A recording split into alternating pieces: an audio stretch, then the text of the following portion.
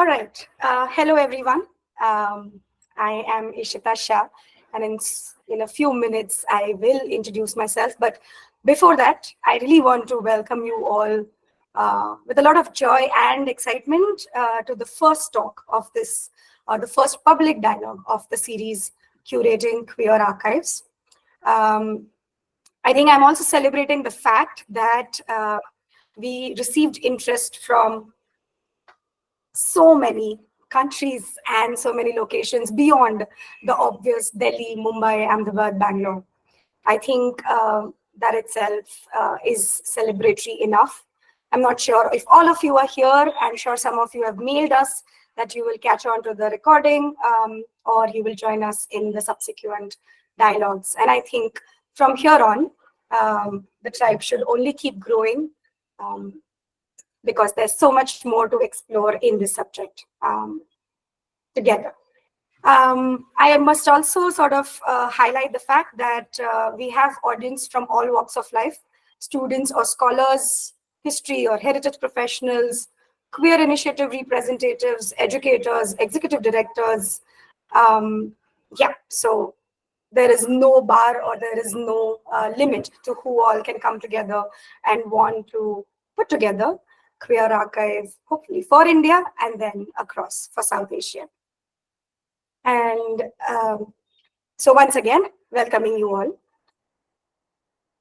I'm just going to quickly read out or tell you all in brief about the context behind why the series happened. So we have been putting together Queering, which is now Queer India Archive, for over 16 months. And our own processes or our own explorations and experiences have constantly made us ask some very pertinent questions about the nature of the archive, the process of the archiving itself, and then what does it mean to access and preserve queer histories.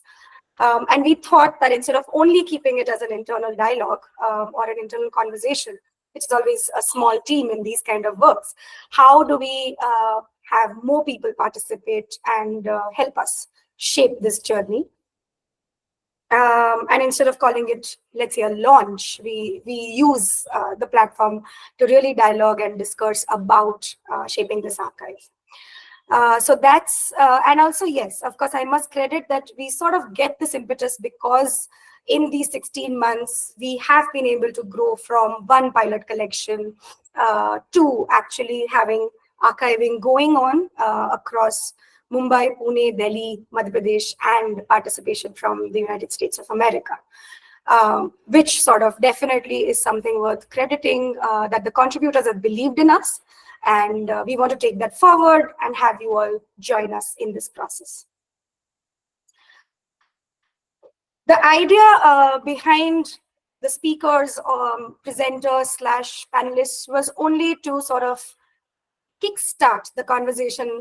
It's really about few people who might have key experiences or key or primary thoughts about the subject. But what I just described in terms of the demographics of participation, we can tell that you all also have enough experience or questions or thoughts which are going to be important for the dialogue.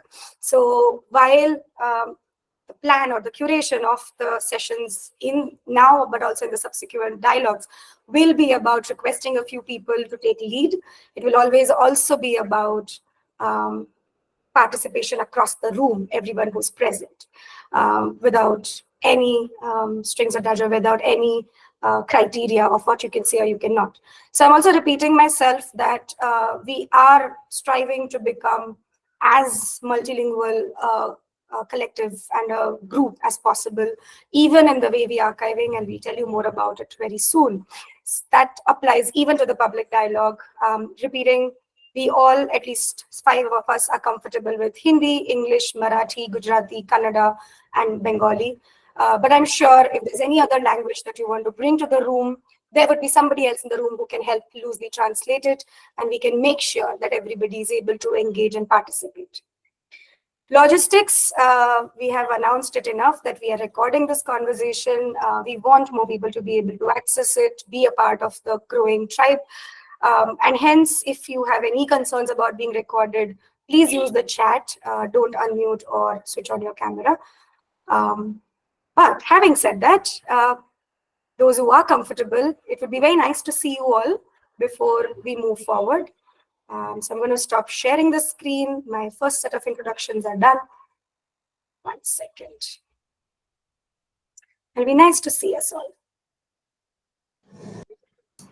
Malti, you said something. Sorry? You said something, Malti. Yes, I was just saying that if you can add Telugu as well. I do speak Telugu. We could add? Sorry? No, I was saying that in the list of languages, if you can add Telugu as well, because I speak that. Oh, wonderful. Okay, I'm going to put that list in the chat. Thank you. Yes, we have one more language. Wonderful. Okay, so we are all here. Everybody, hello. Nice to see you all. Okay, and I'm just changing the view so that I can see more people. Sorry, I'm that kind of a person. I mean, I don't want to talk to a black screen, so looking for more faces. Okay, so moving on to, as you all must have read, hopefully it was late in the evening, an email, but otherwise we are first starting with the conversation. So I'm going to introduce our presenters, all of them one after the other, very briefly, and then start speaking about a few things. And then somewhere where we'll get bored of chatting, we'll go back to presentations. We have not put any pressure on anyone to present, but we definitely want to take you all through what the Queering Archives journey has been. And hopefully that that sort of sparks new questions and new conversations, right? So Malti Rao, who just mentioned that she also knows Telugu, has been making documentaries for the last decade, several of which have been broadcast on public television. Handmade in India, on India's craft traditions, and Born Behind Bars, about children growing up in prison, have been awarded and screened at several film festivals. She won Best Woman Director at the Bangkok International Documentary Awards in 2020 for the Gishama is Born. Malati holds a MFA degree in Film and Media Arts from Temple University, USA, and an MA in Mass Communication from Jamia Millia Islamia, Delhi. Thank you, Malti, for joining us. Shobna S. Kumar, an independent queer publisher, continues championing the LGBTQIA community by collaborating on projects centered around storytelling. The publishing venture was launched in 2012 with Out, Stories from the New Queer India. And in 2014, she produced short documentaries. Notably, she has founded the Queer India Archives, an initiative which aims to weave queer histories into the fabric of Indian history, which will encompass oral histories and digitized documents that hold significant value for LGBTQIA LGBTQIA individuals in India. Shobna's efforts are invaluable in fostering inclusivity and preserving the diverse narratives of the community. Thank you, Shobna. Siddharth is an archivist turned curator who focuses on epistemic systems and making knowledge accessible. They have a master's degree in literature, linguistics, and civilization studies from the Grenoble Alpes University, France. They have a background in curating cultural and literary spaces and have participated in different community-led human rights movements. After work hours, you can find them cooking up a storm with jazz playing in the background or chasing the rise and decline of ancient civilizations. Pronouns they and them. Thank you, Siddharth. Coming down to our fourth and the last presenter, Sheelagna, originally from Calcutta. Sheelagna Majumdar is a Hyderabad-based archivist, curator, and cultural history practitioner. With a bachelor's in history and double master's in history and diasporic studies, Sheelagna works in the fields of public history, community outreach, and art. Thank you so much for joining us, Sheelagna. And very briefly about myself, I am Ishita Shah. I am an interior designer, historian turned curator, and I've worked with different institutions, set up archives, taken archival frameworks into heritage and historical studies, and what I do now is I founded a collective called Curating for Culture. Our larger motto remains culture preservation, and what's very key to us are community engagement and creative collaborations. And where all the other aspects of archiving, curation, they're usually seen through people and through creative practices, which allows us to address issues of representation time and again in different forms of hidden or lesser known histories and narratives. I am also a part of Queer India Archives. I've been the consulting and the lead archivist. So I will keep shifting, changing my hats through the dialogue. But for now, I'm here on behalf of Curating for Culture. So that's about all of us. And moving on to what our speakers have to say, I have a very fundamental question which I want to start the morning with. Which is to ask all of you to sort of share what is your imagination of a queer archive for India, but also for the larger context of South Asia. What is this archive? What is it trying to do? And who and how should it be put together? Whoever wants to begin. I can start. Yes, Maldi. I think to me, as a documentary filmmaker with experience in, I wouldn't say I'm an expert, but I have often used resources from communities to create narratives. Often these are narratives which necessarily don't fall into, say, a national narrative. For example, the last film that I made was about Tibetan Buddhist nuns, and this is a community that doesn't have a nation. A lot of their resources were also not coming from any sort of national archives of sorts, but really coming from something that was put together by a community in exile. And so when we wanted, to see what kind of archives they have, they largely came from videos that were shot on cell phones when there were nuns who were trying to escape from China into Tibet occupied China into India. Violence which the community was up against. These were not narratives which you could have found from something which was, from an institutionalized perspective.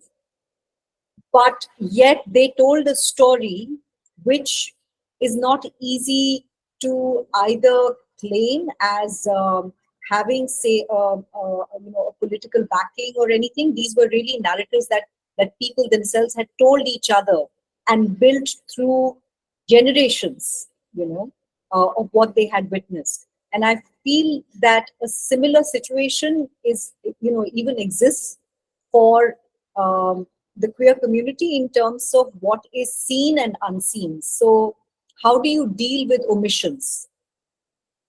How do you deal with stories that don't get told?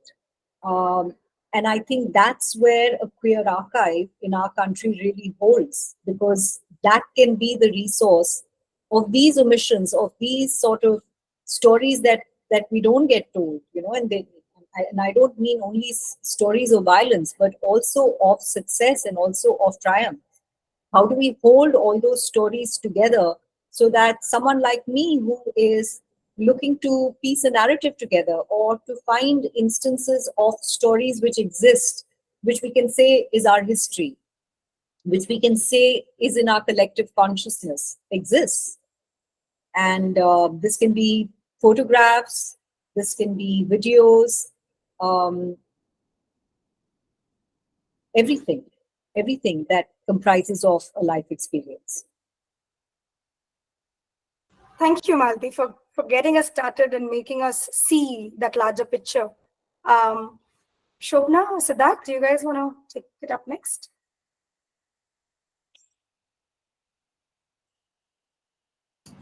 Sure. Hi, everybody. I'm Shobna. The inspiration, I guess, for me was during COVID times. there was a lot of sort of calls on how to deal with moving back to families, and also people didn't know much about us. I mean, I'm just alluding to the Supreme Court when they said we were a minuscule minority, and so the COVID period actually there was a lot of reflection, self-reflection, in how I work with querying, what we do. The entire existence of querying was about storytelling, but publishing books wasn't enough. We had to sort of look at biographies, autobiographies as well. But that also would have been very much a very alone type of project, working with each writer, empowering them to do this. But then I sort of got a notice about a online course which Ishita was running on curating personal archives. And while I was doing that, that's when the idea came that we need something like this, which is digitally available to everybody in India. Not necessarily just for the queer people who are exploring and looking for others around us, but also for parents, because my learning, my experience in the last 20 odd years while working with this is that even though we have legal change happening, or legal sort of saying, privacy rights and all these other things, it's not until the parents actually accept who we are that things will change in society. I think societal norms will change when parents sort of look at their family members who they've not allowed to live their life authentically because they don't know. So my thing in this is basically to let people know, let families know through archives and stories told by the people themselves, their lived experiences, to to families in India, basically, to figure out, so one of the things that I say is we've inherited this injustice. We shouldn't, this generation at least should not allow that to be repeated for the next generation. And I truly believe that. Yeah, and that's how the genesis of the archives came on. Wonderful. I think both of you have touched upon the political and the social aspect of it. We can move on. Siddharth? Hello, everybody. Good morning. How I would approach the question of what a queer archive for South Asia, or just in general, what a queer archive should look like, is in trying to understand what an archive itself is, right? Or what we want this archive or whichever archive we construct to be doing.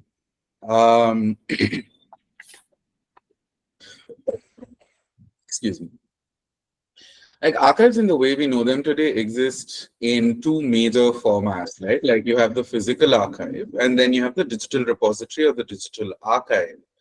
And there are like the positives and the negatives to both of those formats. When we talk about digital archives, especially when it comes to queer archives, there's the whole conversation to be had about the ethics of onlining certain material and making certain things accessible to making it accessible in terms that we would understand as open access on the internet. And for the physical archives, the challenges also come in terms of space, because as an archive gets older, the idea is that it grows larger and larger and larger, that more people come to give their material to the archive, that the archive's collections expand. And so one of the major challenges for the physical archive would be like space constraints, making sure that the resources to preserve the material over the following years can take place. So there are some very pragmatic and practical challenges to archiving as well that we have to think of. But to think of maybe in a little bit more of a theoretical or ideological way about what an archive can do. Over the past few years, in the Anthropocene studies, even if the very term Anthropocene is very debated, the people in the Anthropocene studies have been saying that the archive is dead. Right? And what they're saying is that the archive in the traditional format that it was known is now dead. And what we mean by that is that the archive as a colonial force, that the archive with a colonial impetus to classify, to categorize, to understand the other in terms of words that it knows, right? And I'm talking about this because it is very important, the kind of language we use to talk about the people who are in the archive. Right? When I usually talk about the archive, I use a frame of three loci, as I call it, which is the archive itself and thus the collections that it has, then the archived, or the people and the lived experiences which are present in the archive, and then the user researcher is the person who ends up using the archive in whatever way possible. So to understand, like, it really helps me understand what the dynamics of an archive can be when I think of these three points around which the relationships then emerge within the archive, right? So who can set up an archive, or who is setting up archives? Again, I think that this question is a little related to what the purpose of the archive is, right? We all know, and I don't really have to repeat that, traditionally queer people have been relegated to the margins of national archives and other institutional archives, where in colonial archives, the queer person very often appeared only as a criminal, especially in the Indian context, where we know of the Criminal Tribes Acts, and then, of course, Section 377. We would see Hitchers present in the colonial archive, of course, but only when they were cast in the role of a criminal or in another negative role of sorts, right? So archives, when they are created by minority communities or communities that have hegemonically been denied a lot of power and social presence, then they come as a response to these older, more traditional colonial archives that are based on more divisive structures of power. I think queer archives have the potential to bring different communities together and not really to show that they are different, is how I kind of see the space of the queer archive. Right? And when we talk about queerness again, this goes back to the conversation we were having, the four of us, the other day, is how do we even define queerness, right? Do we stick to this understanding of queerness only in terms of whether a person identifies as queer? Does that mean that they have to be either born gender or sexually queer? Or is there more to queerness? Who gets to claim the identity queer? What do we mean when we use the term queer beyond just identity, right? We use the term queer to say, let us queer the archive, let us queer methodology, let us queer history. So what does queer there mean? And I think there is a similarity in how we employ queer in that context, and how I think of employing archive as well in certain other contexts. And what I mean by this is to look at both queerness and archiving as a methodology, and not just as as a noun or as an identity, right? To think of an archive not just as a space that collects historically significant material, but to see what it does with it as well, right? An archive, one of the most important things about an archive is that it not only preserves material in whatever formats, but it preserves the context of production in which these materials were also created. And it is this context that is very important. We need to know where this material is from, what time period it comes from, in whose possession it was before, who were the people involved in creating this object, what life has the object lived before coming into the archive. Queer history can be. Right? The queer history,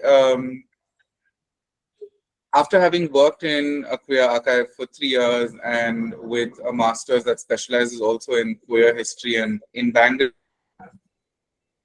to the same question of what is queer history? That's it, very simply. What is queer history and how is the queer history of India being recorded? Or how is the queer history of India being preserved? It exists in so many formats. And I think the queer archive is a space that welcomes all of those formats that sometimes a traditional archive might not welcome either. Right. Into paper-based archives. Now we have a lot of digital archives as well. But when you take queer lives and they challenge notions of archiving sometimes, the concept of ephemerality in queer lives, that things might not always be permanent, but it's fleetingness that makes it more beautiful, that gives it its power. And this notion of ephemerality and the value associated with ephemerality in queer lives kind of contradicts the notion of an archive sometimes, because an archive is meant to endure. It is not meant it is not meant to make something disappear or to let something be forgotten, but it is meant to make things be remembered, which then brings us into the conversation of what should or what can be forgotten in an archive as well. Are we thinking of an archive as a place that only remembers, or are we bringing into the archive the natural concept of forgetting and that of decay as well? And then what happens to our imaginations of queer history or the queer future as well? Because in an archive, time is not so distinct, right? You deal with the past, the present, and the future all in one go. And it is really in understanding how those three come together in the present and in the moment that we're working is how we're setting our archives up right now. Okay, I'm going to stop here for now and we'll come back later. Thank you. So I think you did open up a lot of important concepts and questions which need to be pondered over. Maybe we'll take some of them this session, but I can also see them being very relevant to the upcoming sessions of the series. And moving on to Srilagna, if you wanted to take on that question. Yeah, so I just wanted to add two slightly different points to when do we call an archive? I mean, how do we queer an archive? I think the first step to that as archivists is the fact that we should use, while we come to metadata and cataloging, we must use inclusive and affirming language in the archival descriptions, in metadata, in the cataloging practices that accurately represents LGBTQIA identities and experiences, because in a lot of cases we see that the metadata or the cataloging language only caters to the mainstream, and so that is one gap that needs to be bridged. And another point is that I think it's also important, while we are querying the archive in that sense, with querying within quotes, to remember the concept of intersectionality, and to also bring the other aspects of identity, such as, I mean, race, ethnicity, gender, class, disability, especially disability, which is not highlighted at all within archival practices. So it is very important to incorporate these intersectional analysis, which considers how the multiple forms of marginalization and privilege, both marginalization and privilege, they intersect and interact within the archive. So yeah, I think these 2 points are not highlighted enough when we come to archiving of any sort, especially when we come to queer archives, because then we are talking about something that has been marginalized for a very, very long time. So yeah, I think these 2 points I would like to start with for now. Thank you so much. And what you did is you brought us down to the micro, because I think we were talking a lot of meta concepts. And I think it's very important to pinpoint the different activities inside an archive where the change can be made. For all those who might be a little new to these terms or these processes, just hold on for a few more minutes. Hopefully through the presentation, we'll take you through what some of these terminologies mean, and they will still be open for interpretation. We have questions in the chat, but I also I am sort of cognizant of the fact that they would be better answered after the presentation.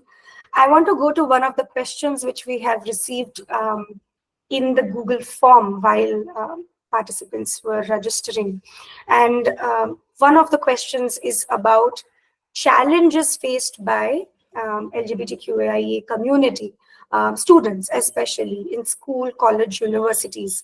And I think while it's a very direct question to the kind of episodes that students might be facing, I'm going to ask all the speakers to sort of broaden that question and talk about how experiences of the current times either would speak to an archive or become a part of such an archive.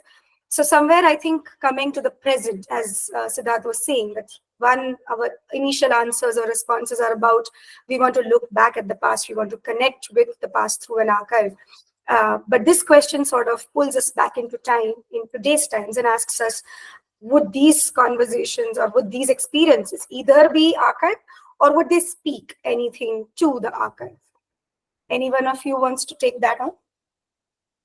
Shobna, I think we could start with you, because you do speak to a much younger community on quite regular basis. And do you see the fact that you have been sort of putting together an archive now over a few months, does it change or help to understand better what the students or the younger community might be going through, or vice versa? Interestingly, just recently I started working with the interns from Mumbai University, and they want to see how they can impact students or their colleges, the campus rather, on matters of sexuality and gender. And after much sort of workshopping with them, the consensus there was that they came from an ally's perspective, not necessarily from the queer community members themselves, which is very interesting, because I've never had allies sort of come so strongly to me and say that I want to do a handbook for students on how to create safe spaces from outside the community. So in that sense, that I think the younger generation are more aware of these issues, see their friends facing it, and also want to have more input or influence on how they can create safe spaces. And again, with the younger generation, I find that whether they be straight or from the communities, is that the history is not known as much. I'm working with 20-year-olds, and they don't know. They don't know the queer history. They don't know same-sex love in India, which is, I think, it's our responsibility to actually make sure that these books are repeatedly set out in the mainstream, that we repeatedly talk about it. Even as a publisher, it's very important that we must always keep talking about who we are, where we came from, and that's only then we'll be able to figure out, what are the lessons learned, and also how to configure or construct for the current scenario. And that learning usually comes from archives or from lived experiences of other people. So in talking to the younger generation, I pull on the resources from the older queer generation, basically, to help them understand about certain aspects of what can be done in India now. Thank you. Yes, that was a very different answer than perhaps what I'd expected. But good to know that you have such a live example in terms of two works that you are engaged in, sort of coming together, but doing their own bit. Yeah. Siddharth, I'm going to come back to you because we haven't spoken about Kamra much yet, but if you want to at this point, tell us a little bit about your experience there. And again, what was the engagement with the contemporary lives and voices while you were setting and building it up?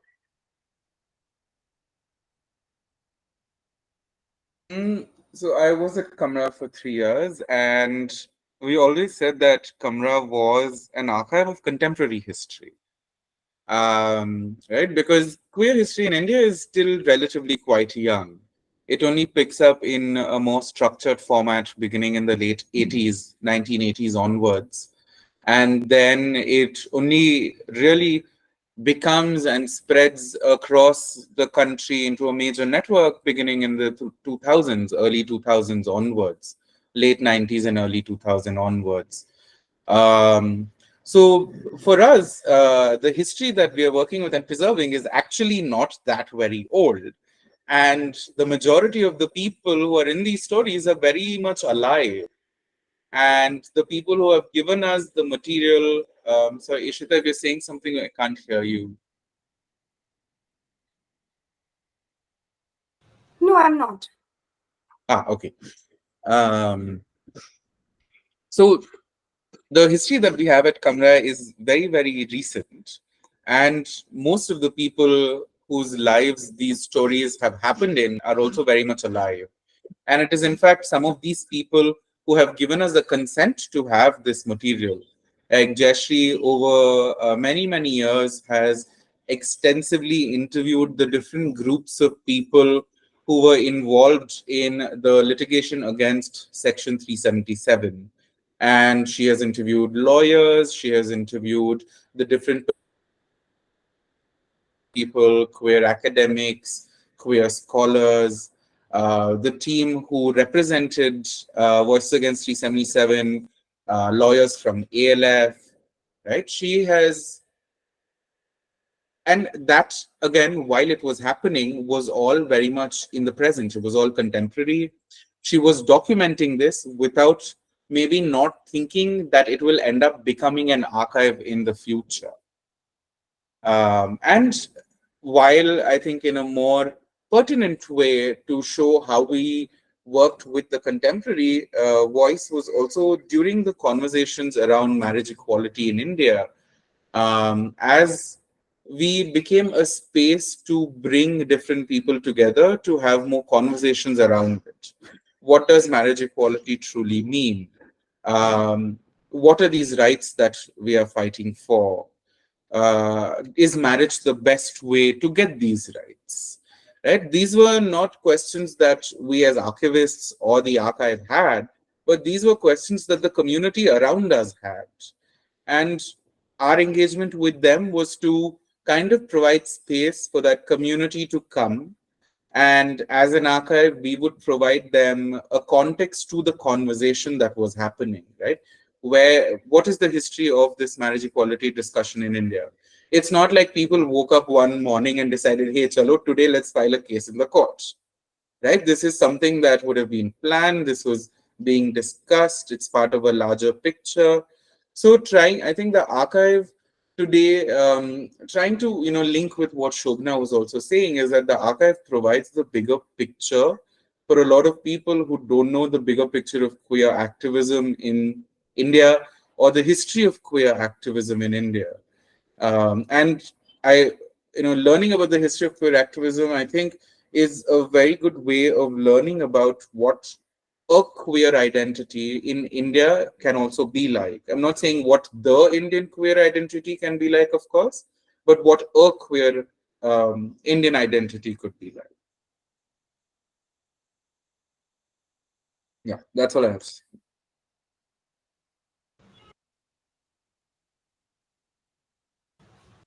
Wonderful. Thank you, Siddharth. I'm going to ruminate on all of this in a bit while we come back to talking with each other. In the meanwhile, Srilagna, I think your experience is quite befitting in this question itself. You have worked with the Queer India project. Do you want us to sort of take us through a more personal experience and respond to this question?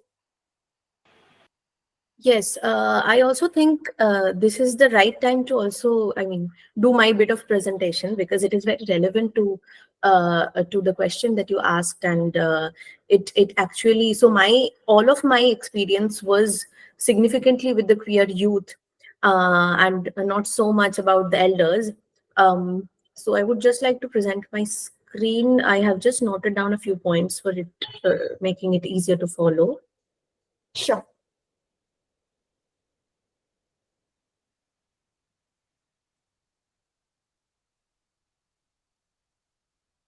In the meanwhile, a quick reminder to everyone who's listening in, you can send us your questions in the chat. We want to listen to you all as well, or rather change the course of narrative with what you are thinking or concerned about. And in case you don't feel comfortable typing it out, then just raise hand. There is a smiley at the bottom. Actually, not the smiley, sorry. There is a hand button at the bottom. You can use that to tell us that you want to ask something, and we'll come to you.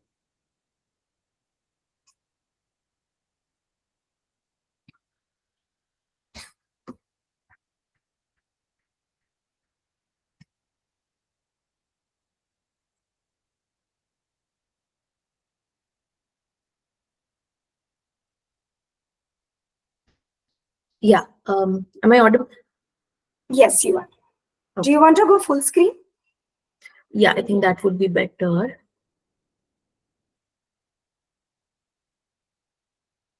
Yeah. Is this all right now? Yes. Okay. Yeah. So I worked with the Indian Queer Project. I worked with the Indian Queer Project at during the pandemic period. Basically, I think it was 2020 when I started working with them, and I worked for around a year and a half with them. And during that time, so they claimed to be India's first digital archive devoted exclusively to queer Indian youth. And I was also around, I think, 22 at that time.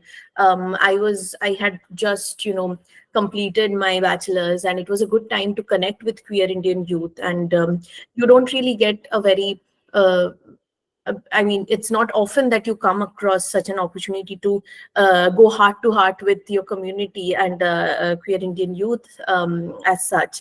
So it was a good, I would say, good experience and very enriching, and which also helped me to discover myself. It actually gave me a scope to solve a lot of things that were going in my head regarding my own self, regarding my own identity throughout the school life or university life. So it was a very enriching experience, very rewarding experience. And the topics that we broadly discussed, the phone calls, the interviews went on for like hours sometimes. Although the window was only for 45 minutes, it went on to 2 hours, 3 hours, and it ended up us being very good friends, or just being able to tell those things which we could not tell others. So it was a great way of connecting with the queer Indian youth, which I was not being able to do at the time when I was growing up, when I was an adolescent. So and the topics that we discussed during these interviews included dysmorphia, definitely denial in a lot of levels. Then opinions about gender neutral washrooms, acceptance from parents, uh, the increasing distance with parents, or the coming out experiences if they had come out to their parents.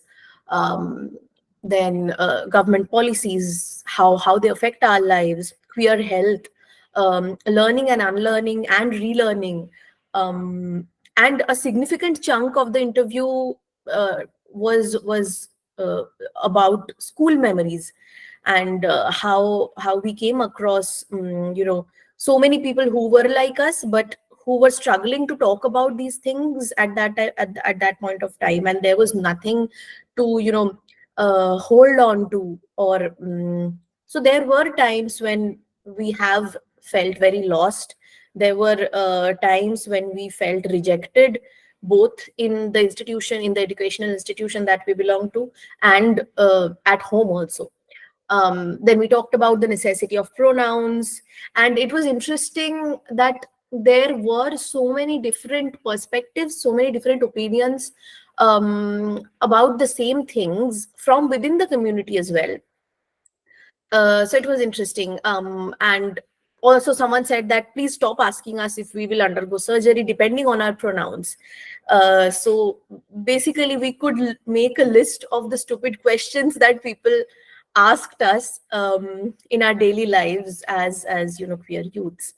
So yeah, so these were the topics that we covered mostly, and the interviews went on for a long time, and deviating from the prototype questions that were there.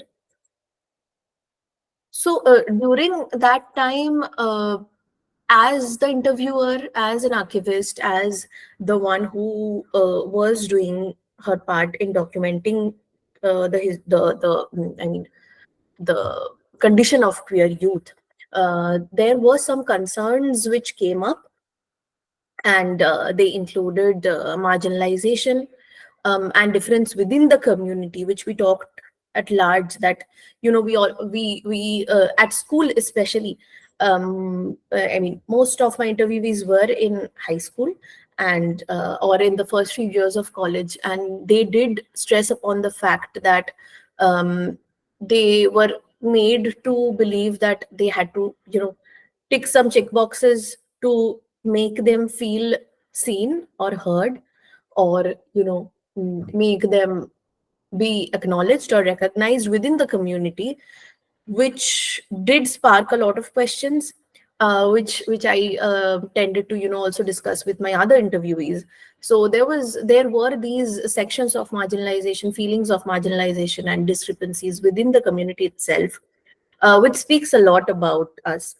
And there was I mean, again, the pressure to conform to a certain notion of queerness that especially in late, I mean, high school and the first few years of college, that you have to adhere to a certain dressing sense. You have to talk in a certain way, walk in a certain way, for people to understand that you're queer, or to empathize with you, or to understand, I mean, to connect with you in general. And there was an interviewee who said that it is so much more confusing to figure out who you are than to know who you are attracted to. So while I'm presenting this, it is inevitable that my own personal experiences and my own stories of self discovery would come in between my work. So I do remember that I do remember, and also I could relate it to so many interviews as well, that from a very young age, when we were in third, fourth standard, we knew that I like this girl, or I like this boy. But it was first few years we felt very eerie about it. Like, what is it happening? Yeah, I'm sure I like this person, but why am I feeling so? I can't talk to anyone about it, let alone home. And then so with that, it takes a lot of time to come to terms with who you are. And then once you come to terms with who you are, then comes the point of the society coming into terms with who you are. Not only the society, even people at home. So getting accepted and acknowledged plays a huge part in the formative years of knowing yourself, and also getting accepted beyond your gender or sexuality. So once you have come out, uh, there are instances where I mean, all our identity depends on our gender or sexuality. So those also pose different kinds of constraints. Then equating gender and identity to one sort of preference. It is not only a preference, I would say. I mean, that's what all the interviewees concluded as well, that it's not just some preference, it is much more than that, and it is something that has to do a lot with, you know, how we present ourselves to the rest of the world. And it was so identity crisis definitely came in, and there is the constant pressure even within the community. There is a constant pressure for the queer youth to identify who you are, to identify your pronouns, to constantly, you know, state that I am this, this, this. These are my pronouns. This is my sexuality. These are my sexual preferences. So that leads to a lot of pressure about identifying yourself. And a lot of the people who are in high school, they were still struggling with, you know, discovering themselves and I mean, coming to terms with who they are. So yes, although it is a huge community, sometimes it gets lonely. I should have put this in quotation marks also, because this is something that an interviewee said. And it was it is actually difficult to imagine how the queer youth lives at home, with their parents who don't really know who they are in a certain sense. And even if they know who they are, there is the constant sense of rejection and the distance that keeps increasing. But still, you can't change yourself, or you can't make your parents sensitized in just a week or a month or something like that. So there was one interviewee who said that even for this conversation that I'm having with you on phone, I have locked my doors and windows, and I have switched the fan on full speed so that my parents don't hear me what I'm talking about. So to go back to that, the home where, I mean, it also speaks a lot about, you know, private life and public life of the queer youth, and how they present themselves, and the struggles that are imbibed in public and private lives of the queer youth. Um, so I think these are some starting points which can lead to the conversation um, that we might have with the other persons as well. Sheelagna, I really don't mean to interrupt your thought process, but could we keep this a little more brief beyond this point? Yes, sure. So yeah, so coming back to, you know, what the archives on the lives of queer youth should focus on, of course with due consent, I felt that the queer youth is already missing out on so much. 1 second. Yeah. So the archives should, I remember when I was in school, there were so many love letters or letters in general from, you know, close ones, which I had to destroy in because I didn't want them to be seen. So I think archives on the lives of queer youth must definitely incorporate oral history, because that is the starting point. They can include the different sources of learning about queerness for the queer youth, because a lot of interviewees said that I wish there would have been some, you know, concrete source, instead of me just googling every kind of, you know, every kind of confusion that I have, every kind of directions that I wanted. So it can also be a repository of the coming out experiences, which can be a source of inspiration, I might say, or, you know, just pave a way for coming out in general. There can be images of documenting the lives of queer youth, including the photos of everyday life, protest celebrations there, which we were also talking about a little while ago, I think, that there are stories of success as well. So the visual representations of those things, videos, audio recordings, multimedia presentations capturing the performances, because in India, the queer youth, I think it's very inspiring for every one of us, the way in universities and high schools, breaking off from their institutional engagement, they are organizing so many, you know, performances, speeches, reading sessions, which are significant events that involves our lives. Definitely, an archive has its responsibility in curating the educational resources, educational programs, the outreach materials which can raise awareness and promote understanding of queer youth issues within the community and beyond. And the last point, I would like to keep it short, that objects are. It's very interesting how our generation is trying to spread awareness and promote understanding by, I mean, doing our bit, like doodling something, clothing, badges, posters, flyers. It's very interesting, the different ways in which we are trying to reach out and reach out to our own community, and also creating a certain kind of connectedness within the community. I think that is all for now, and the rest of the things that I will want to share, I would share along with the questions. Okay. Thank you, Sheelagna. And again, sorry that I had to interrupt. No, it's okay. It's just that we want to hold the room together also. So while I think all the points that you made were very relevant in terms of your first-hand experience, and I was just noting down, it brings us to, it sort of reminds us that there are these very basic notions and questions when it comes to an archiving project or an archive speaking to the contemporary audiences. And I think I'm going back to what Siddharth said, that the history itself is very contemporary. So Malti, we still have to hear you out, because you are sort of one of those speakers who would be taking such content, even if not directly right now queer histories, but histories which are lesser known, narratives which are lesser understood or studied or talked about. When you take it to different audiences, what has your experience been like? And at this point, I also want to sort of club the very pertinent question that Garfield has put out, that there is this one generation who is neither old, neither young, and they also have stories to tell, and perhaps their stories are not even being heard yet. I mean, still not yet.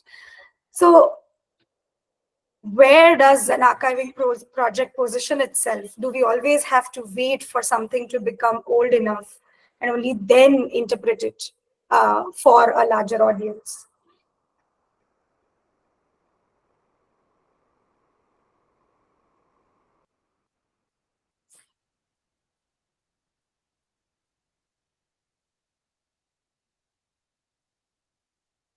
Malti? I missed the last part of what you said, Ishita. After you, Okay. After so I just said, how do you, what did I say? Yeah, I mean, how does an archiving project position itself when it comes to histories which are not so old? And do we really wait for them to become quote unquote old enough before they can be, they're seen valuable enough to be preserved, archived, and then made available for interpretation? I think, being a devil's advocate, should I even say, does it need to be an archiving project, or are we talking of alternative methodologies here? Yeah, thanks for bringing that up. But before I, sort of talk about my own observations on it, I really wanted to, thank both Siddharth as well as Srilagna for bringing up two beautiful ideas. I mean, there were several, but Siddharth, the ephemerality of queer lives and, the question of archives within that is such a fascinating idea. It really gives you a lot to think about.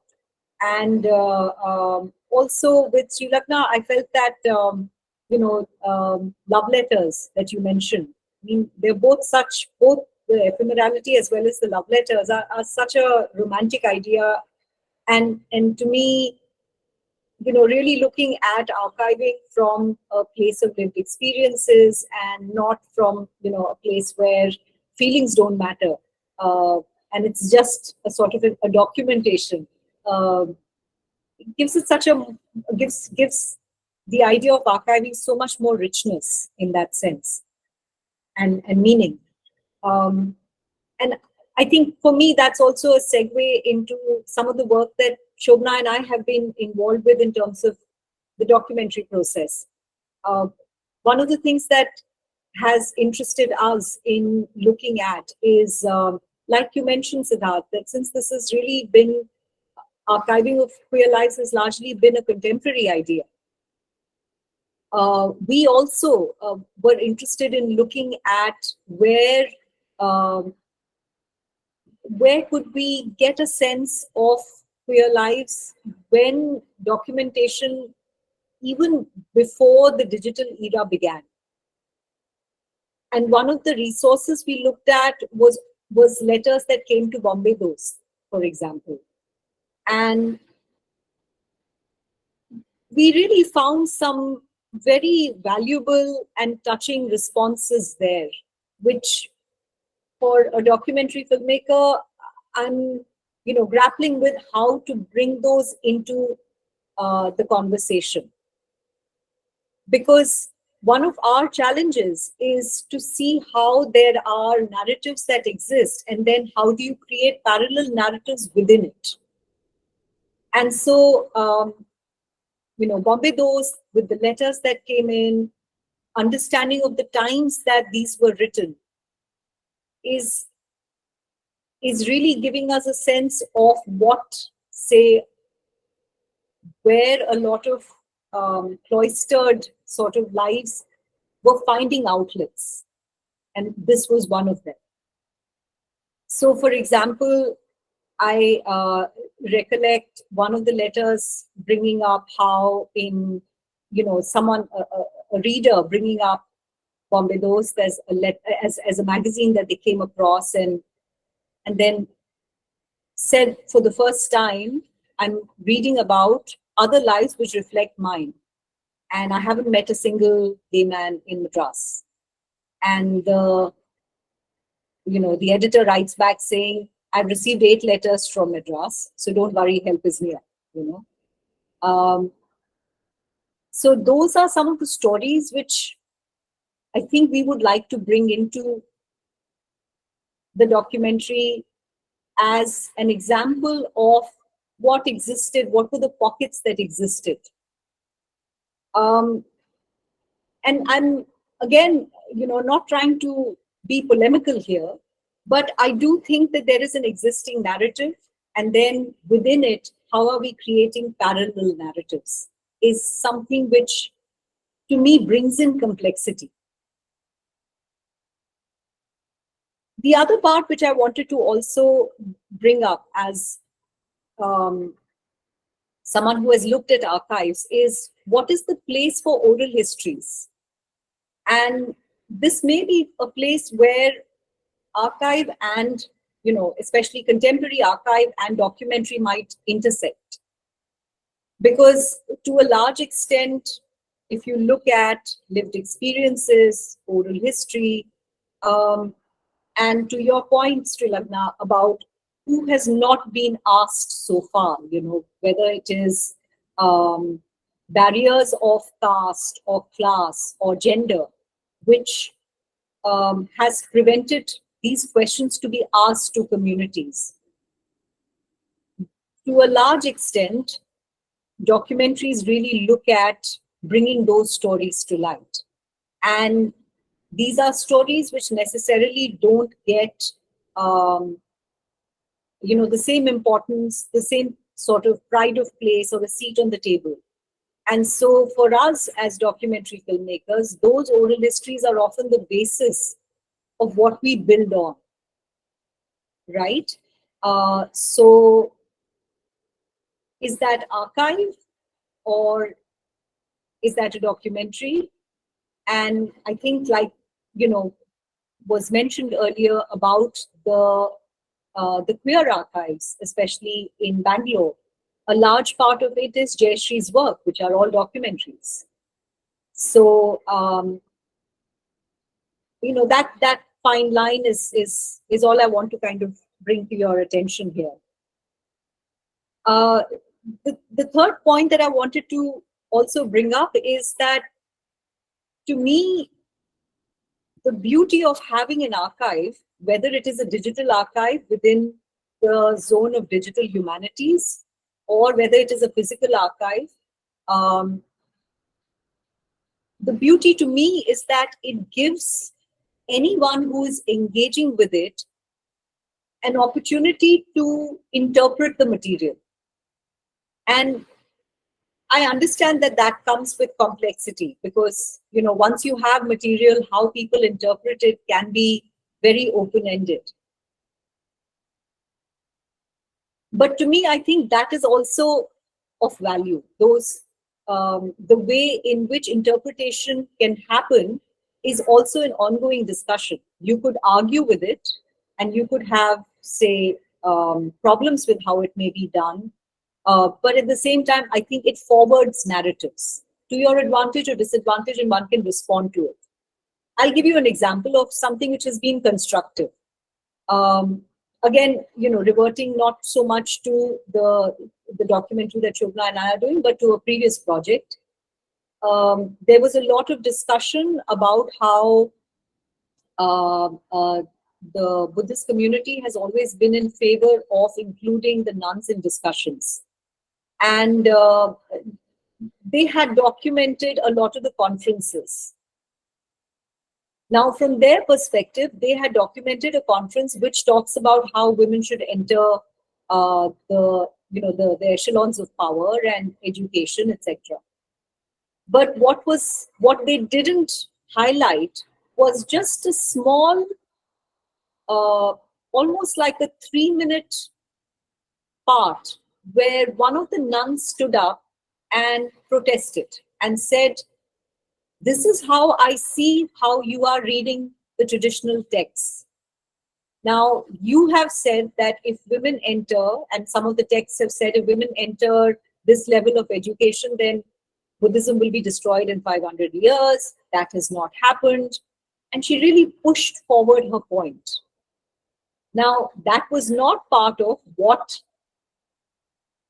the conference was interested in highlighting, but it was a small segment. It is up to us, as someone who is viewing the archives, to see how they can reinterpret that material. You know, so I think something that I feel is that there are several gatekeepers even to archives. And to me, that is problematic. Because I think archives should be something which are open to all, to be able to review it, to see it, to use it, and to bring in complexity. So, however we sort of build the archives, I think the gatekeeping is something which, to a large extent, we need to be wary of. That's all I wanted to say. Thank you, Malti. These were some very fascinating points and observations that you sort of listed out for us. Some responding to what the speakers have said, something which opens up room for new conversations. Hopefully, also positions what you have said and also what Srilagna said, sort of positions the presentation that I'm about to make. But before that, I want to just quickly check if Siddharth and Shobna, either of you have any last set of responses or remarks to what has been spoken about until now, especially to Garfield's question, which we connected along with the question of the youth. Anything that you guys want to add? Nothing right now. Maybe later when we come back to it. Okay. Shobna, I think you're saying the same thing? Yeah. Okay. Later, yeah. Okay, so with everyone's permission, I'm going to shift the gears a little bit and take you all into the context of where we all come from and present to you what we have been doing. While I'm setting the screen share, a quick disclaimer. I think it's there in the email as well. We are all very new at this, and we are all exploring.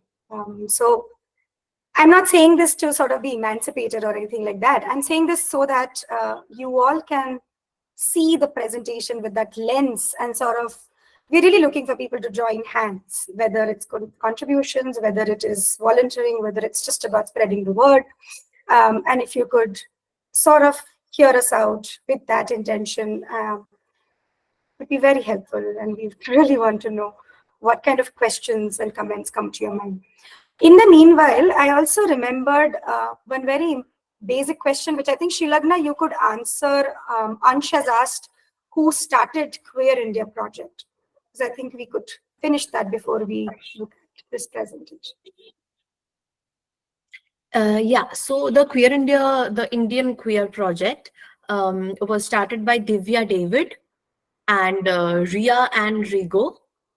They both are co-founders of the project, and they used to so they also worked in another project called the Indian Women Project, where they show and document and interview women from marginalized communities, Dalit women, and women from occupational backgrounds which we do not highlight in archives in general. So that is their major work, and I think they have, for some reason, they have discontinued their work on the Indian Queer Project. But yeah, those two are the people who started it. Great, thank you so much.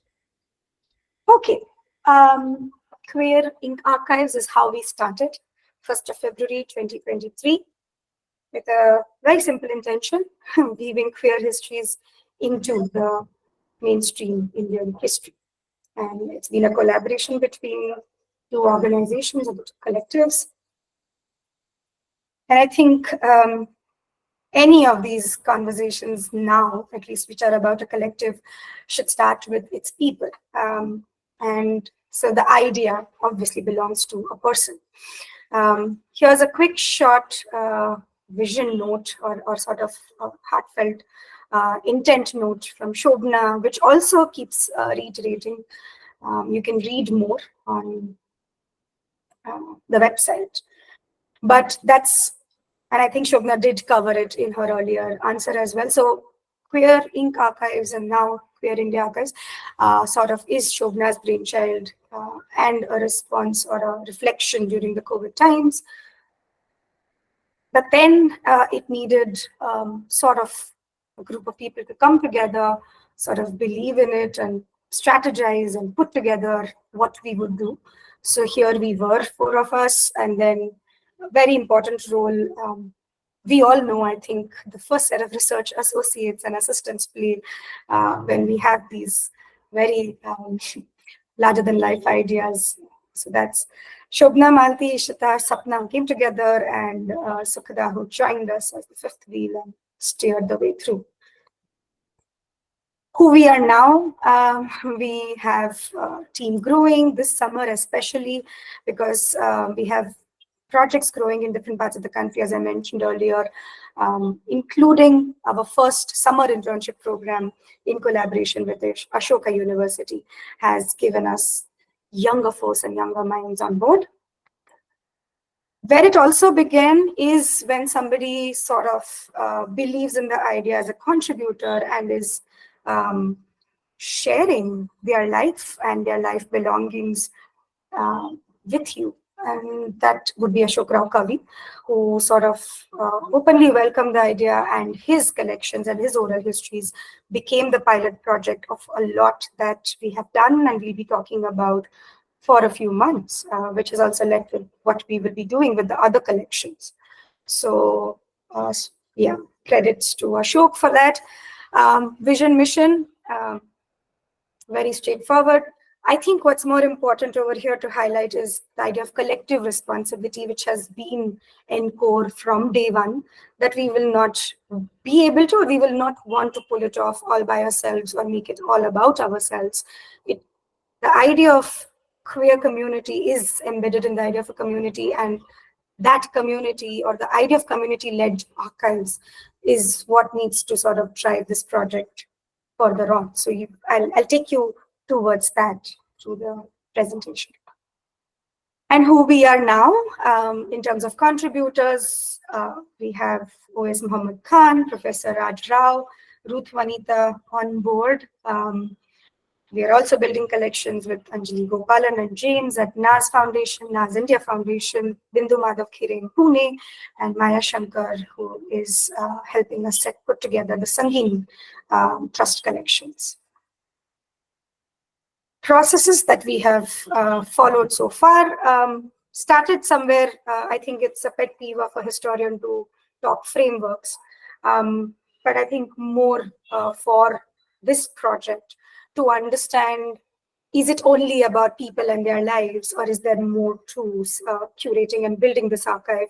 And it was very interesting because very early on, the kind of works that Ashok has done, there's Humsafar Trust, there's Bombay Dost, all of which are his, again, brainchild, and they are part of his life, but they are separate also. So where would we position it? Do they become a part of his history only, or does it have its own identity on the archiving platform? And these questions led us to constantly thinking of more collections or more ways to identify collections that will structure the archive. And I think we are now very clear that Bombay Dost will be a collection of its own. And that is where all the archival tools in terms of keywords and metadata mapping would allow us to continue keeping it a part of Ashok's life, but also letting Bombay Dost be an individual entity, allowing it to sort of credit all those other members who have been a part of Bombay Dost. And same thing would happen when we archive the collections of Kashish Film Festival. It's also important at this point to bring back, or reiterate the point which Siddharth made, is the livingness of many of these projects, because Kashish Festival, for example, has lived many lives and many different ownerships. So it will be very important to sort of allow that to be seen and understood as a historiography. And that is why it remains an entity by itself and doesn't become a sub-collection of any one person. Three important tracks that we have sort of laid out for ourselves: oral history and interviews, physical archiving, and extended documentation. I'm not going into each sub-point. You all can read this up, or you will get to see it in the subsequent slides. But I think the important part here, why oral histories come first, was to understand the lived histories was sort of quintessential, before which one could have not made sense of so much of physical archives or belongings that come forth, right? Perhaps also because it's otherwise just a notebook or a diary. And the fact that the lens of somebody's queer experiences redefines the collection and its description and cataloging is very much related to what Srilagna was saying, that what might change is not the archiving process, but the micro elements, or how you enter data into that cataloging sheet. So it was very important to sort of speak to and hear the stories. And also, of course, I mean, simply put, they are all around, and why not hear it from them rather than have somebody else talk about their collections later on, which has been sort of a problem with many archives of the past, that somebody else is speaking on behalf of somebody. Now, while that's important, when you don't have the person around, there are issues of representation which come up. Extended documentation became very critical because not everybody is ready for these very modern recent histories to be archived. So not everything is preserved. Archiving itself is a matter of resource and certain sense of privilege. Again, everybody might not have it. And hence, when you find these missing gaps, it was important to sort of fill them up in the most creative ways. The second reason being that everyone's lives are not located in one city, one building, one place. So if materials were in some other venue or a place, would the archive do that extended work of pulling out the resource or making a copy and complete the narrative on this end as much as possible? With the disclaimer that there's never 100% complete archive, but still trying your best. So this is what our oral history recordings have started to look like. We have been working both with online and on-site formats, which also means capacity building to another level for senior members to get used to the online platforms, or vice versa, getting used to the devices right in front of them, and then speaking a lot about what might have been difficult memories. But all in all, yes, Ashok's conversations are over 20 hours long, and very diverse kinds of narratives and histories that it sort of connects, and still leaves it open for more research, actually. Professor Raj Rao's archiving, oral history archiving is sort of complete. It was 4 sessions long, but spread across 2 locations, and starts speaking a lot about places he inhabits and lifestyle that he prefers. So oral histories also start opening up those layers. Whereas with Owais Muhammad Khan, it was fascinating to see that he sort of started governing what phase 1 became, which is a lot more focused on his personal life, personal narrative, and his belief systems, and which he thinks is sort of a precursor to understanding his professional journey, which will become phase 2 of the oral history recordings. Oral histories also sort of find a new form inside the interviewers' mapping notes, and which I think are equally important to an archival project.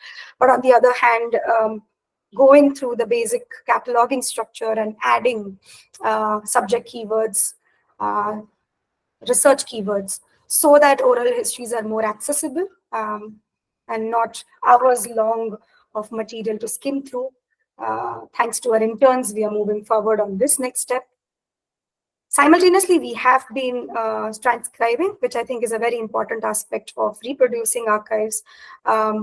And that's simply because one is acknowledging the fact that not everybody has similar abilities. I won't want to use the word disability. So somebody is uncomfortable listening to something for hours, they can read through, and vice versa. But the audios also will be edited and sort of clipped into smaller segments, which makes it easier to even skim through the audio content. On in the next track, we have physical archiving, a quick glimpse of the diverse materials that we have come across, from newspaper articles to magazine articles, reports, documents, letters, publications, which are quite rare, photographs, a lot of digital data as well, because these are late 80s and 90s. The computer has already made headway. But on the other hand, what Malati remarked is very important, that there is Bombay Dost, which tells that, okay, even though maybe the digital was there, there was this need to send things handwritten or analog, which I think allowed more anonymity. This is my interpretation, of course. And very recent sort of view or sneak peek speaks into the other collections, so what the collections in Pune looks like, and while in Delhi, everywhere we have found artworks also, we have found consultation, we have found helpline material, and yeah, and a lot of photographs, and all of this material comes with the concern about whom do we want to identify, whom do we not want to identify, do we have the rights? And that's where the process goes a little back and forth. Very important to highlight that we found material in more languages.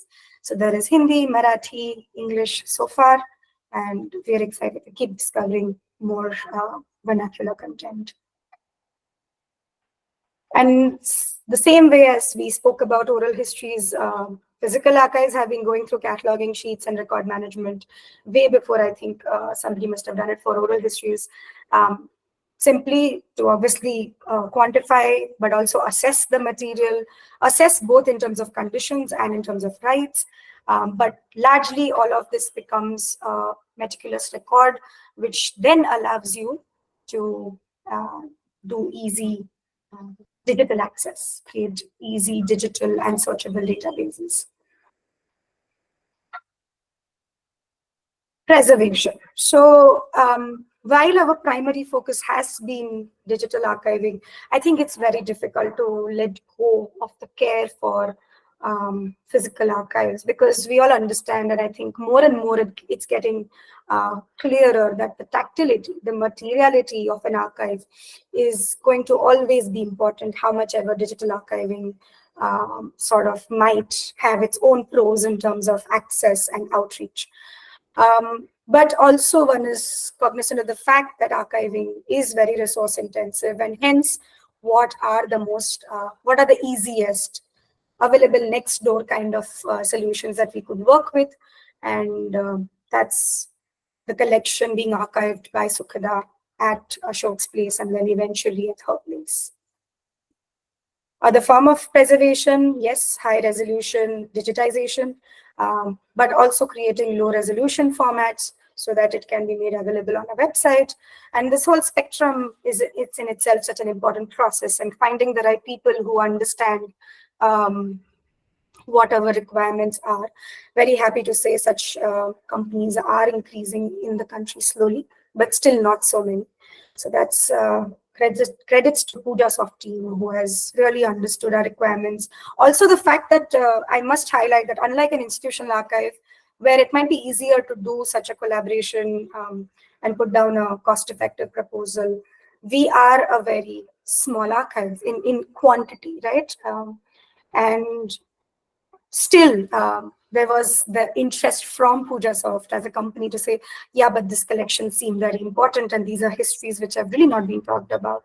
I think, again, connecting it back to Shobna's point, that there are many more allies now who understand the importance of bringing out hidden histories or unseen histories. And that makes such projects very exciting and very promising. This is what extended documentation has looked like.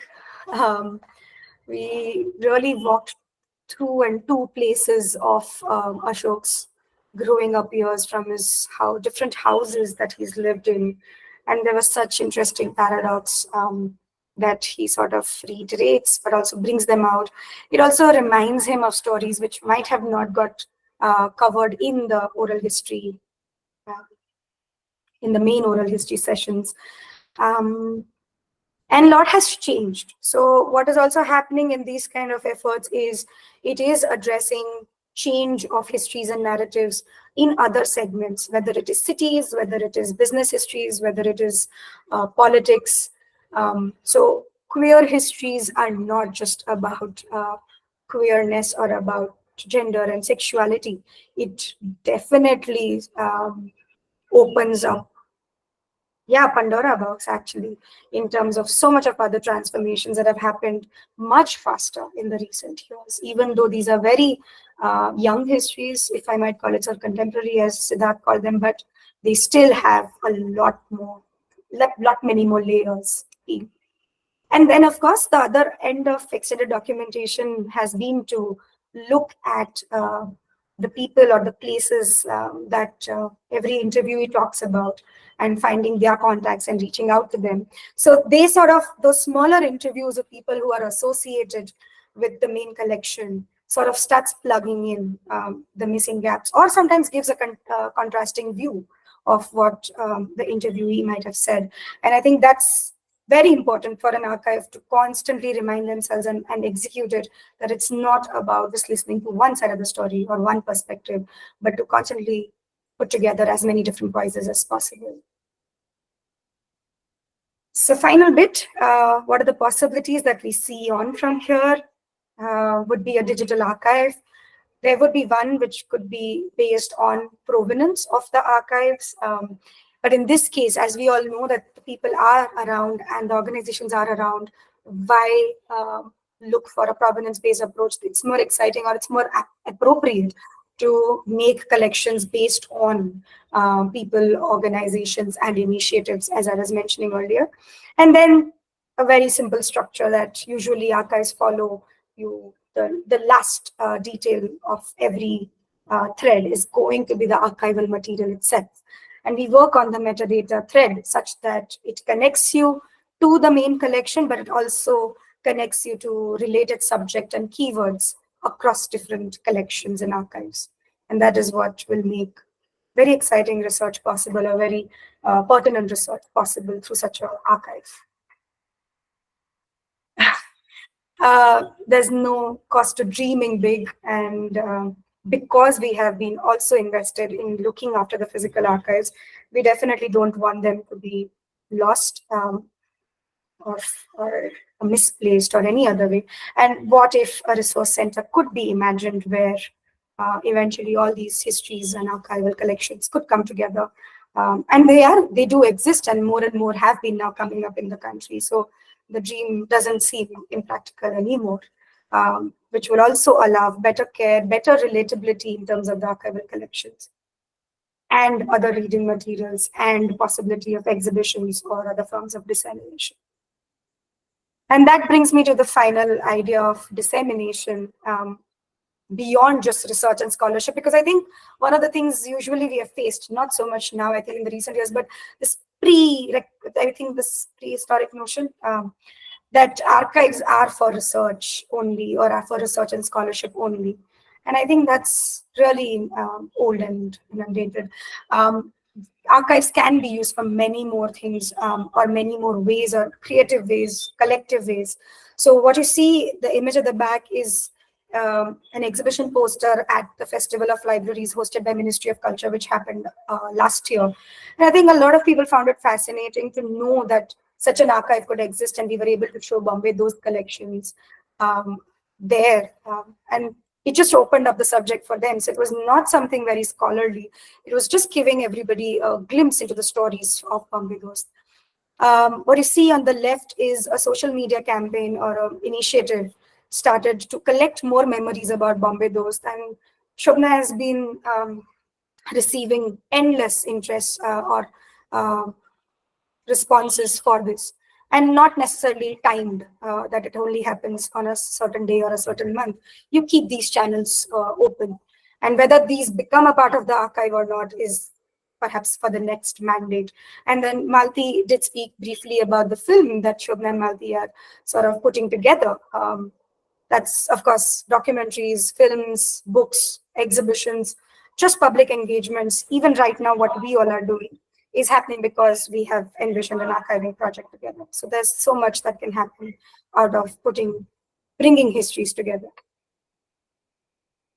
Coming to the main point, I think, which I started with, that while all of this has been happening with a few collections, the larger interest was that it cannot and it should not be a one-person role or a one organization role.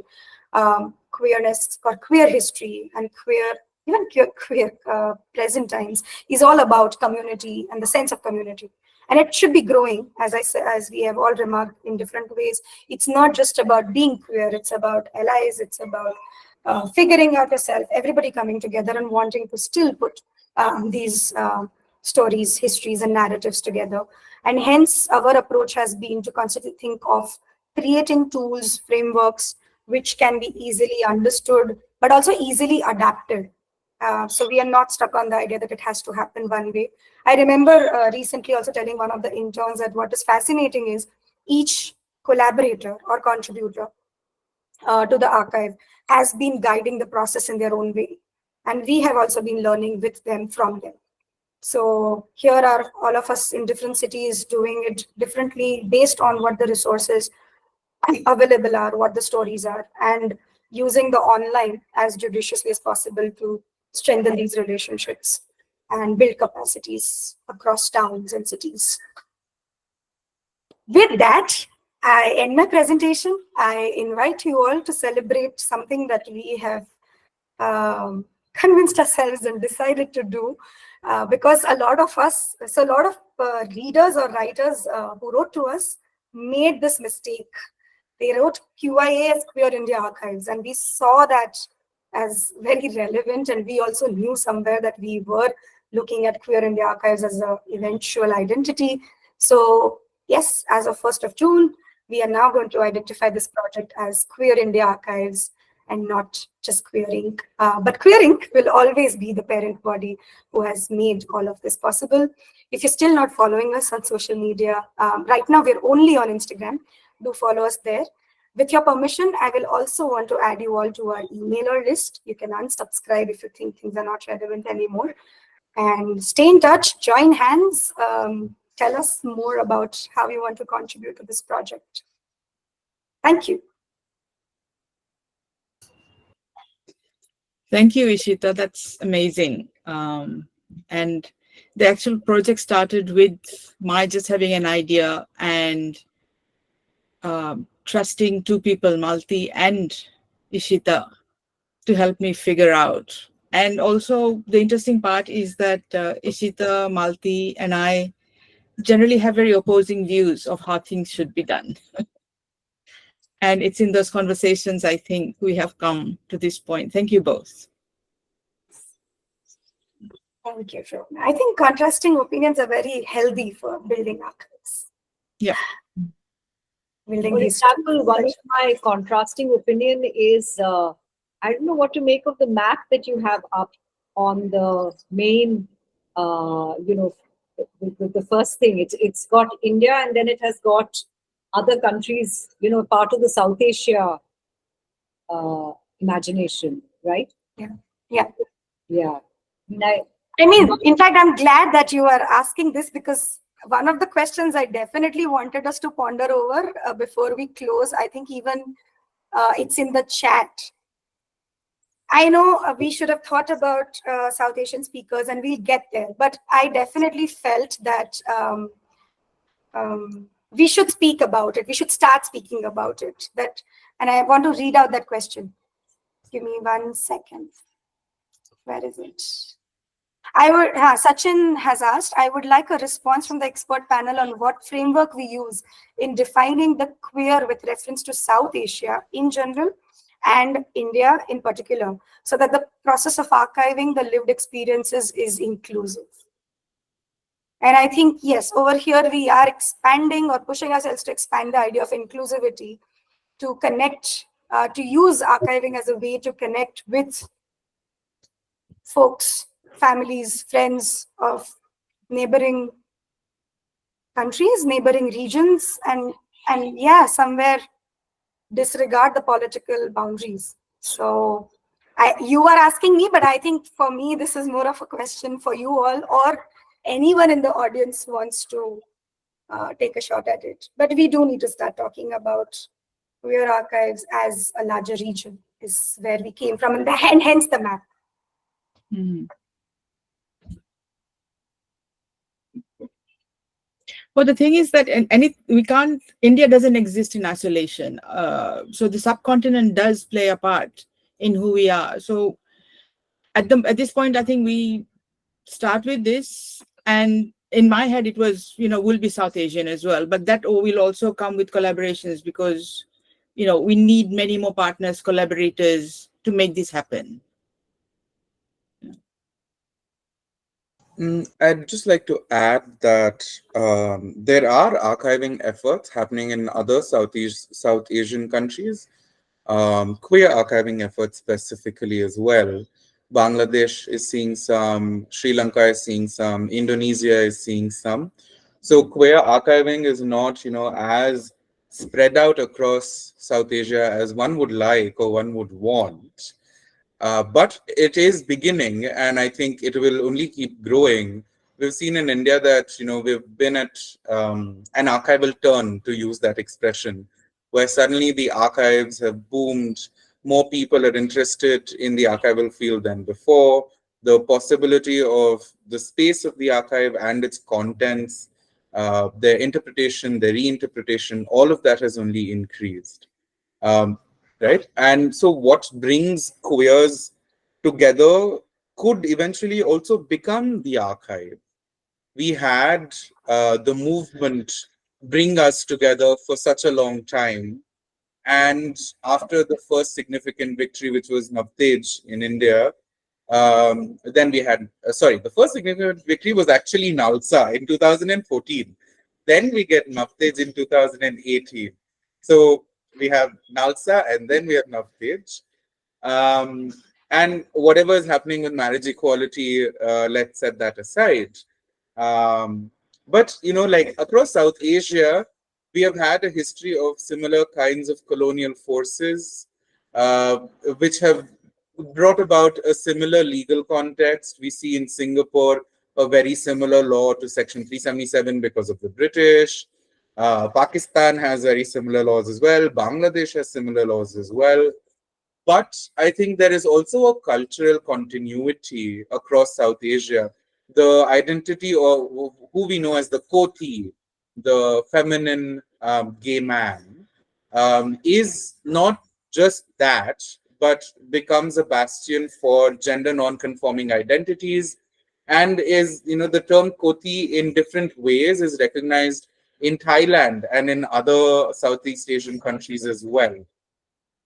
So I think I would say the framework we use to talk about queerness in South Asia should be one that foregrounds the South Asian queer experience and doesn't necessarily compare and contrast, right?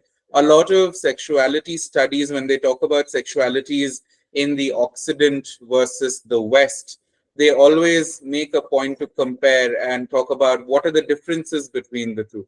Does being gay in the US mean the same as being gay in India? And for a long time, the traditional answer was no, it does not mean the same thing, because you're in a third world country in India. You have many more layers of marginalization, that this. As much as we all agree with it, there is also, we have so many different types of queer, but being queer can be our unifying framework itself, right? What does it mean to queer? What is it to be queer? These are questions that will help us think of the archive, but also of the community, I feel.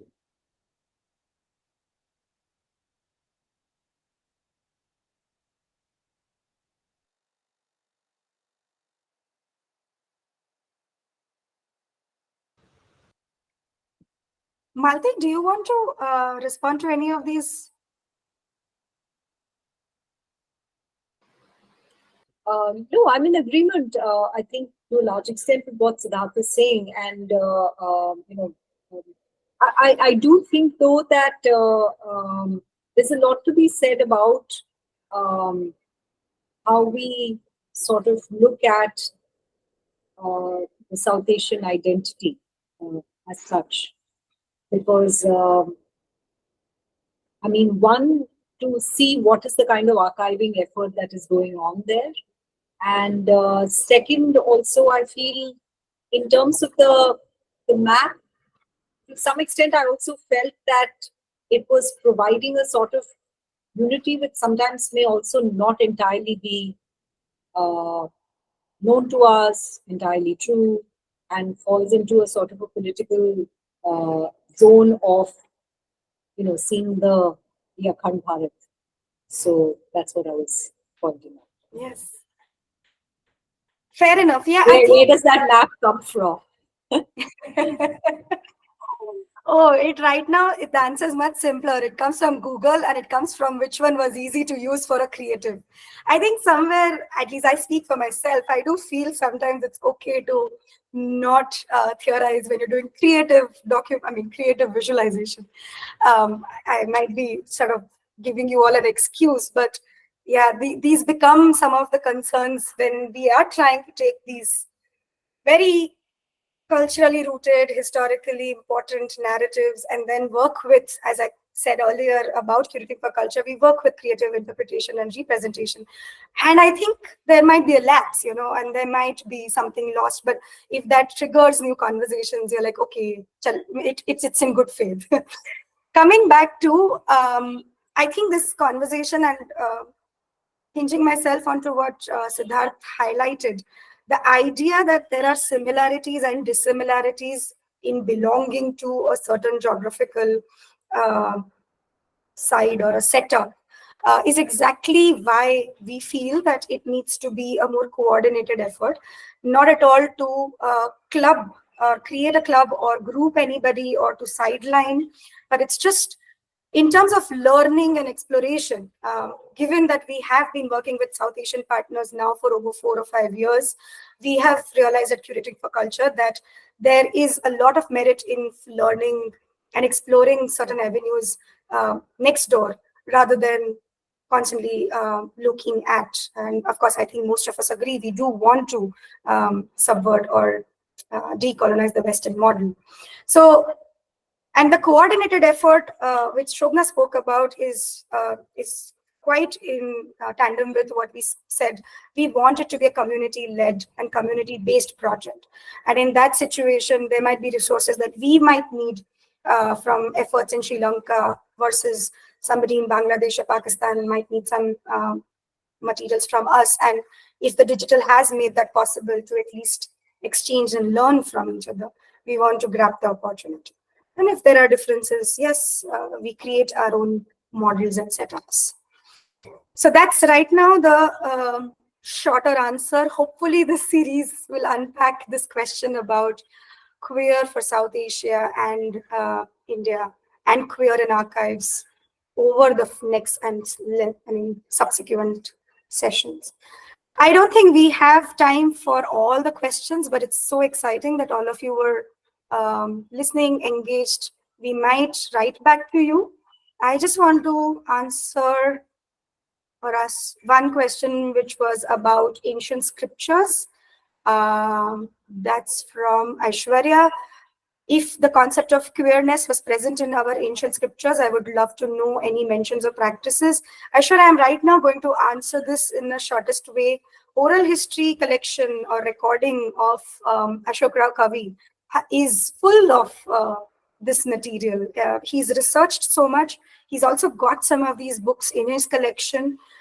We are still not public as far as the collections are concerned, but if you do write to us, we'll figure out a temporary way for you to be able to study and access these materials and answer your questions.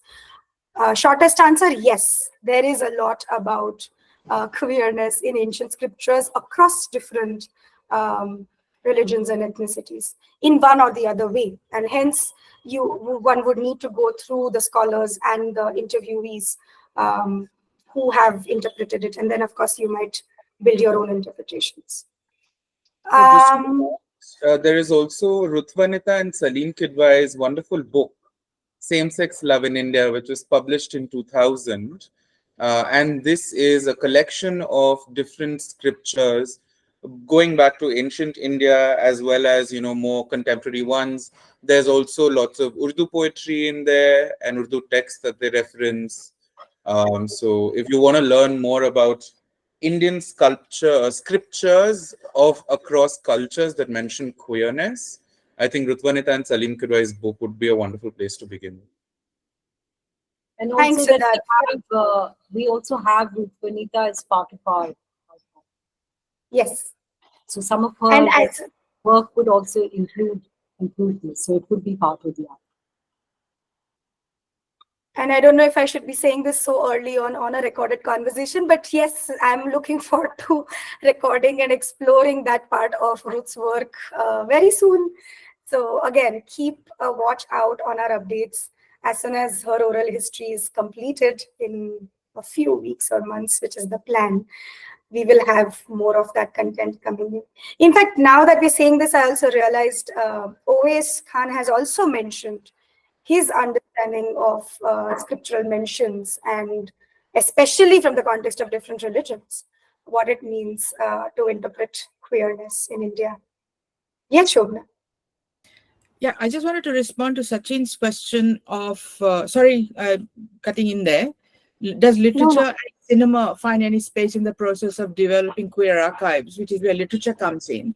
So we have not focused on literature and cinema per se in this archive. This is basically oral histories and digitising. There is another archive being collated on queer Indian literature. At the moment, there's less than 1,000 books.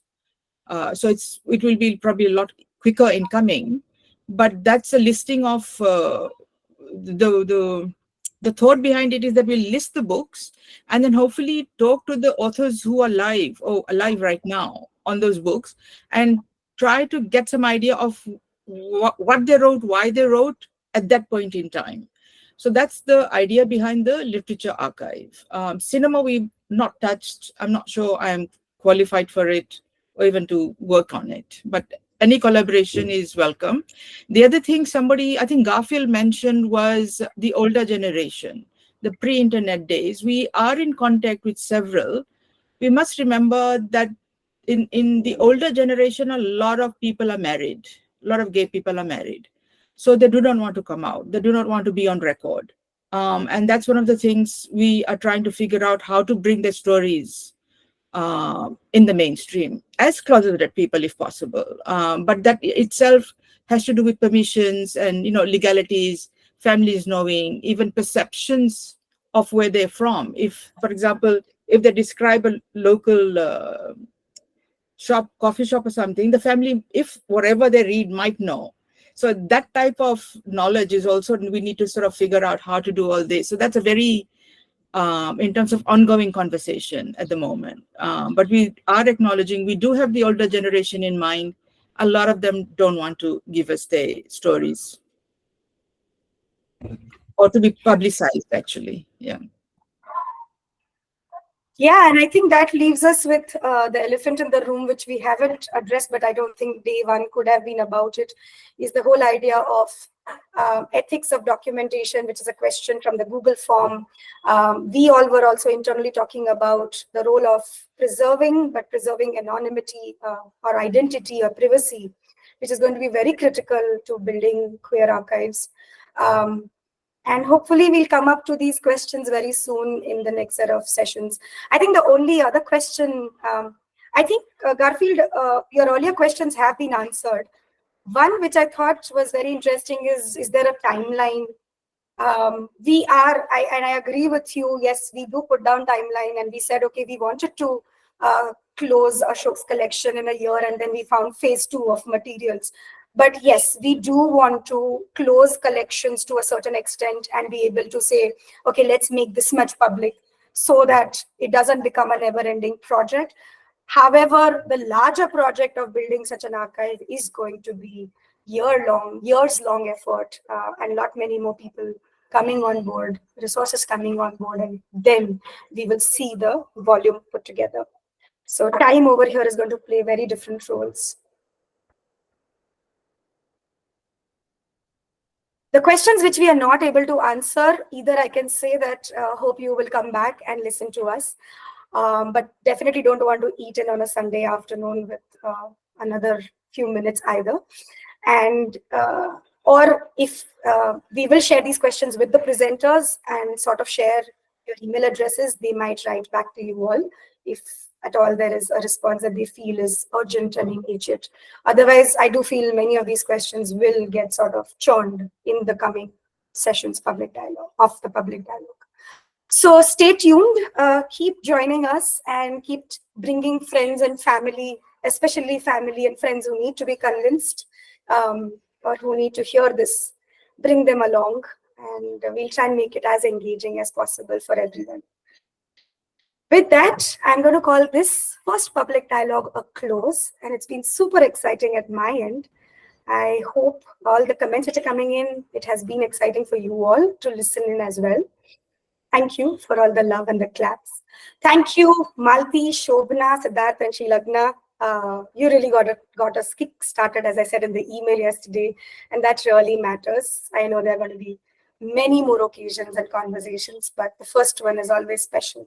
Thank you so much. And I hope that for you all as well, it was enriching an experience.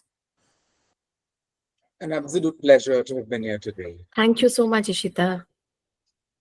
And before everyone leaves, if everyone wanted to just switch on their camera and we can take a group shot on these Google Meet things these days. We do now group photos with profile pictures and mugshots. And of course, I did recognize the team in my slides, but some of them are here. All of them are here.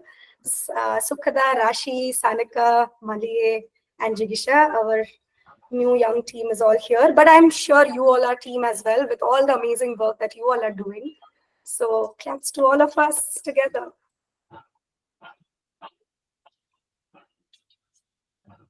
All right. Thank you, and have a wonderful Sunday ahead. Thank you. Thank you so much. Take care. Thank you. Thank you. Thank you. Bye. Thank you so much. Bye. Bye.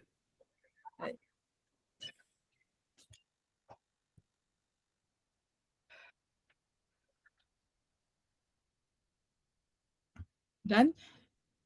Yes. Okay. I think talk to Zoha, you. Vishakha, and Shripurna, do you have anything else? I should stop recording, by the way. Okay. Bye. I'll talk to you later. Yes, yes. See you. Okay. Bye-bye.